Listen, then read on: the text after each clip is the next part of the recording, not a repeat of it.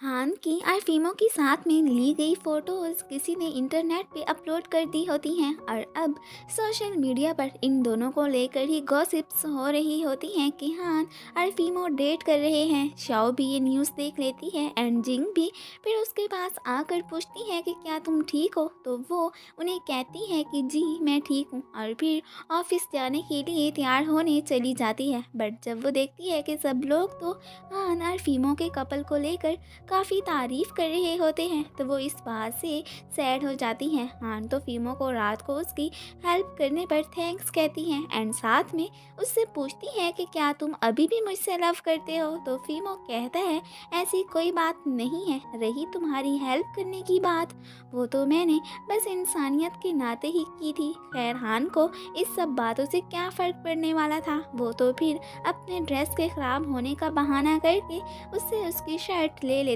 हैं। लिफ्ट में श्याओ की इन दोनों से भी मुलाकात हो जाती है। वो तो जब हान को फिल्मों की शर्ट पहना देखती हैं तो वो फिर और ज़्यादा सैड हो जाती है। खैर हान तो श्याओ को नीचे गिराने का कोई मौका भी हाथ से जाने नहीं देती। वो उसे कहती है कि मैंने तो सोचा था कि शायद तुम और फिल्मों साथ में रहते होगे, बट वो तो शायद मेरी मिसअंडरस्टैंडिंग थी। श्याओ भी फिर उसे कहती है कि मैं उन्हें भला अपने बॉस के साथ क्यों रहना था, तो अब हान फिर चुप कर जाती है। श्याओ के जाने के बाद हान फिल्मों से पूछती है कि तुमने पार्टी में झूठ क्यों बोला था कि तुम और श्याओ रिलेशन में हो, तो फिल्मों उसे ये कहकर वहाँ से चला जाता है कि ये मेरा पर्सनल मैटर है, तुम इस बारे में कुछ ना ही पूछो तो अच्छा है। श्याओ की सैडनेस को मिस जिंग बहुत अच्छे से नोट कर लेती हैं। वो उसे परेशान ना होने का मशवरा देती हैं कि तुम अब बस अपने वर्क पर फोकस करो, दूसरी बातों के बारे में ज़्यादा ना सोचो। एंड बाद में फिर हमें पता चलता है कि वो फोटो नेट पर डालने में हान का ही हाथ था। लिंडा उससे कहती है कि अगर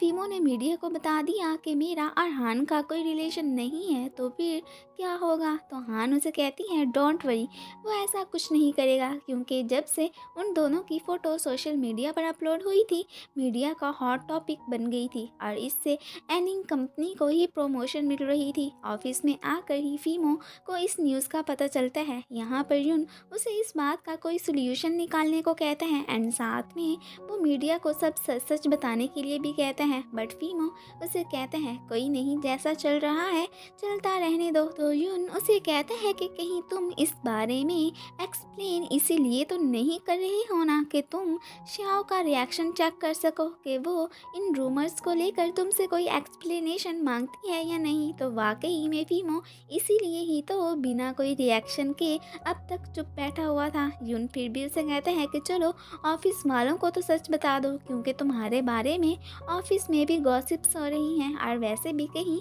इन गॉसिप्स को लेकर शाओ ज़्यादा स्ट्रेस ही ना ले ले। अभी वो दोनों बातें कर ही रहे होते हैं कि मैगी आकर फिल्मों को बताती है कि जियांग आपसे मिलने आया है। जियांग साहब तो फिल्मों को रिमाइंड करवाने आया था कि इस ब्लू स्काई गैलेक्सी प्रोजेक्ट पर हमारा भी कुछ हक है, क्योंकि हमने भी इस कॉन्ट्रैक्ट पर साइन किए हुए हैं। सो या तो तुम जल्दी से किसी मेल एक्टर का बंदोबस्त कर दो या फिर श्याओ की जगह हान को एक्ट्रेस बनाओ। तो फिल्मों से कहते हैं कि मुझे पता है तुम और हान आपस में मिले हुए हो, बट डोंट वरी, मैं बहुत जल्द ही एक्टर का बंदोबस्त कर लूँगा। वहाँ से जाते हुए जियांग की श्याओ से मुलाकात हो जाती है। वो फिर से उसे फिल्मों को लेकर भड़काने लगता है, तो श्याओ से कहती है मेरा फिल्मों से कोई रिश्ता नहीं है, तुम उसके बारे में मुझसे कोई बात ना ही करो तो अच्छा है। मीटिंग में फिल्मों सबको ऑफिस में गॉसिप्स करने से मना करता है कि मेरा हान से कोई रिश्ता नहीं है एंड साथ में फिल्म की शूटिंग स्टार्ट करने का भी ऑर्डर दे देता है। यहाँ पर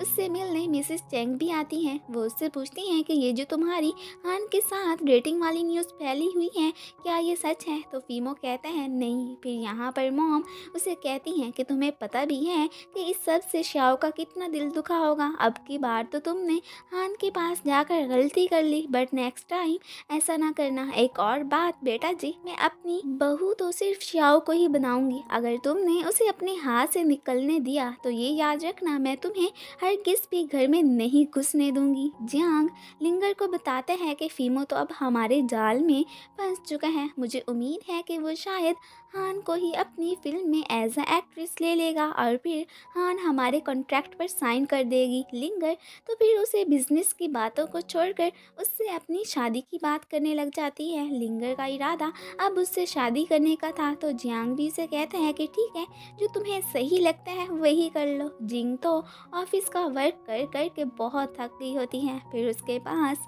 ली आता है और उसे इतना वर्क करने से मना करता है और साथ में उसे फिल्म को लेकर परेशान ना होने को कहता है कि वो फीमो और श्याओ सब संभाल लेंगे। हान हुई तो अपने मन में ये सोच रही होती है कि उसे मिसिस चेंग ने एक दफ़ा जिक्र किया था कि मैंने फीमो की जान बचाई थी, तो तभी वो मुझसे डेट करता था, बट मैंने तो उसकी कभी जान ही नहीं बचाई। और फिर खुद ही सोचने लगती है कि हो सकता है या तो फीमो ने मुझसे डेट करने के लिए मॉम से ये झूठ बोला होगा या फिर श्याओ ने ही उसकी जान बचाई होगी। उसकी और मेरी शक्ल पहले बहुत मिलती थी, तो इसीलिए फीमो को लगा होगा कि शायद उस वक्त मैंने ही उसकी जान बचाई थी। अब वो फिर इस बात का फ़ायदा ही उठाने का सोचती है। फीमो श्याओ से मिलता है और वो उससे पूछते हैं कि क्या तुम्हें मुझसे कोई एक्सप्लेनेशन नहीं चाहिए, तो श्याओ भी आगे से रूखे से अंदाज में कह देती है, मुझे भला तुमसे किस बात की वजाहत चाहिए। अब फीमो फिर उसे खुद ही ट्रूथ बताने लगता है कि ऊपर से मैगी आकर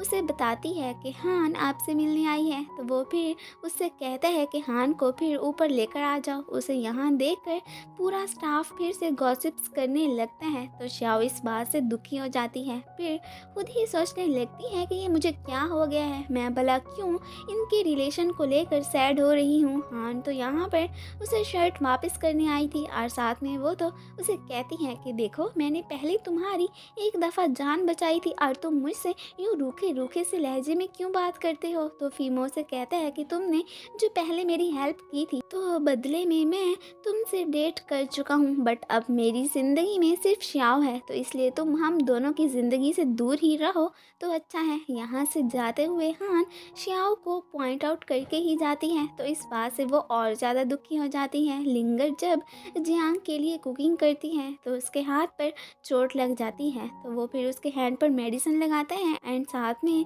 उसे इतना तो पता चल गया था कि लिंगर उसे लेकर बहुत ही सिंसियर है। जिया के पूछने पर जुन उसे बताता है कि फीमो का और हान का कोई रिलेशन नहीं है एंड वो फिर जिया को इन बातों को छोड़कर अपने साथ कहीं चलने को कहता है, तो जिया तो श्याओ से मिलने चली जाती है। वो श्याओ को कॉल करके एक रेस्टोरेंट बुलाती है। फीमो भी जुन को लेकर खुद को फ्रेश करने के लिए उसी रेस्टोरेंट ही जाने लगते हैं। जिया जब श्याओ को सैड देखती है तो वो उससे पूछती है कि क्या तुम फीमो को लाइक करती हो, तो श्याओ उसे झूठ बोल देती है नहीं। यहाँ पर जिया उसे बताती भी है कि मुझे जुन ने बताया है कि फीमो हान को डेट नहीं कर रहा है, बट श्याओ तो अभी भी फीमो से गुस्सा ही होती है। उसे तो यही लग रहा था कि हान को इरिटेट करने के लिए ही फीमो ने उसका यूज़ किया है। अब यहाँ पर जब वो युन और फीमो को आता देखती है तो वो जिया को लेकर छुप जाती है। इधर फीमो युन से मशवरा मांगता है कि लड़कियों को सेट कैसे किया जा सकते हैं, तो वो भी पहले ही मुंह फट होता है। उसे कह देते हैं कि बस वही करो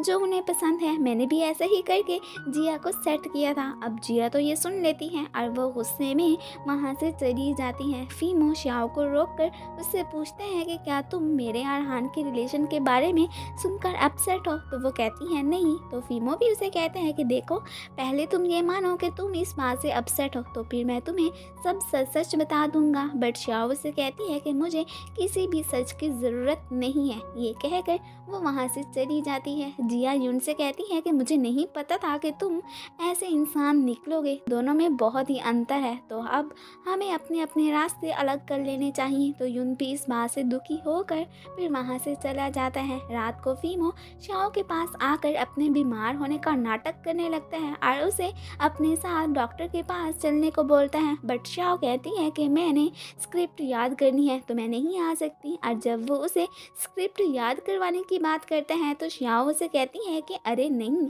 अगर तुम्हारी गर्लफ्रेंड को पता चल गया कि तुम मेरे अपार्टमेंट में थे तो वो फिर तुम्हारे बारे में क्या सोचेगी। ये कहकर वो डोर बंद कर देती है। अब फीमो को तो इतना पता चल गया था कि श्याओ मुझसे नाराज़ है क्योंकि मैंने उसे अपने और हान के रिलेशन के बारे में कोई एक्सप्लेनेशन जो नहीं दी है। फिर वो गर्लफ्रेंड को मनाने के बारे में आइडियाज़ सर्च करने लगते हैं एंड फिर इसी के साथ ही ये पार्ट ख़त्म हो जाता है। Thanks for watching.